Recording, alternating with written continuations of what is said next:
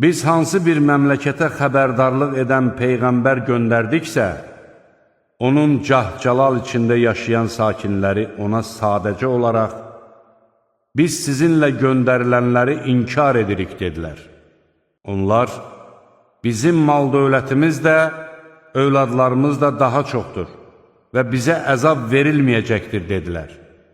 De ki, həqiqətən Rəbbim istədiyinin ruzisini bol edər, istədiyininkini də azaldar. Lakin insanların çoxu bunu bilmir.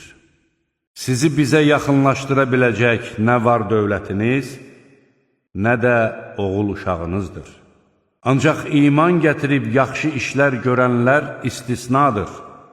Məhz onların mükafatları etdikləri əməllərə görə qat-qat artırılacaq və onlar cənnətdəki mənzillərində asudə yaşayacaqlar.